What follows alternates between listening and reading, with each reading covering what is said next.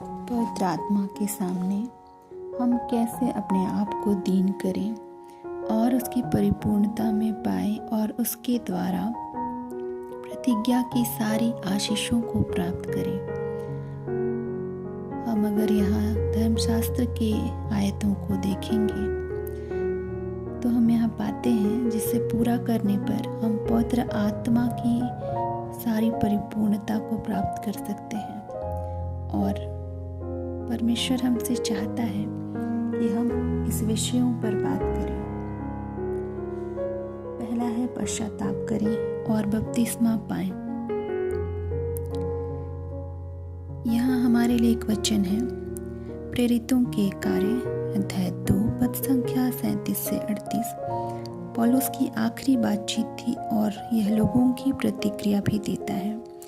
और तब सुनने वालों के हृदय छिद गए और वे पतरस और शेष प्रेरितों से पूछने लगे कि हे भाइयों, हम क्या करें? यह एक स्पष्ट प्रश्न था और परमेश्वर का वचन भी इसका बहुत सुंदर उत्तर देता है। पतरस ने उनसे कहा, मन फिराओ और तुम में से हर एक अपने अपने पापों की क्षमा के लिए यीशु मसीह के नाम से बपतिस्मा ले, तो तुम पवित्र आत्मा का दान पाओगे। यह कितना सुंदर हमारे लिए एक प्रतिज्ञा है कि तुम पवित्र आत्मा का दान पाओगे। परंतु इसके लिए हमारे सामने 2 शर्तें भी रखी गई हैं। पहला है पश्चाताप करो और दूसरा है बपतिस्मा पाओ। पश्चाताप करने का अर्थ है ईमानदारी से अपने सारे पापों और विरोध से दूर रहना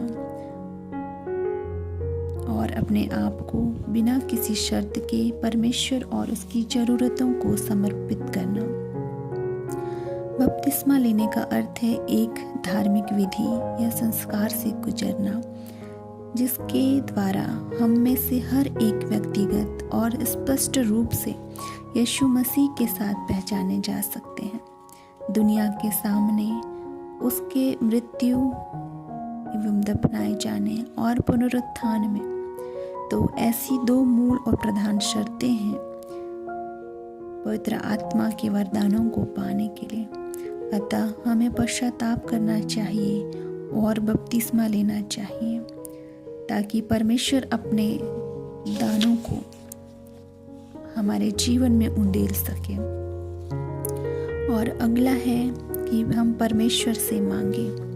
लूका अध्याय 11 पद संख्या 9 से 13 में परमेश्वर का वचन कहता है, और मैं तुमसे कहता हूँ कि मांगो तो तुम्हें दिया जाएगा, ढूंढो तो तुम पाओगे, खटखटाओ तो तुम्हारे लिए खोला जाएगा। क्योंकि जो कोई मांगता है उसे मिलता है, और जो ढूंढता है वह पाता है, और जो खटखटाता है उसके लिए खोला जाएगा। तुम में से ऐसा कौन पिता होगा जब उसका पुत्र रोटी मांगे तो उसे पत्थर दे, या मछली मांगे तो मछली के बदले उसे सांप दे, या अंडा मांगे तो उसे बिच्छू दे। सो जब तुम बुरे होकर अपने लड़के वालों को अच्छी वस्तुएं देना जानते हो तो स्वर्गीय पिता अपने मांगने वालों को पवित्र आत्मा क्यों न देगा। यहाँ पर एक सरल सी शर्त है पर बहुत जरूरी है। यीशु कहता है कि स्वर्गीय पिता अपने बच्चों को पवित्र आत्मा देगा, लेकिन हमें उससे पवित्र आत्मा की मांग करना है।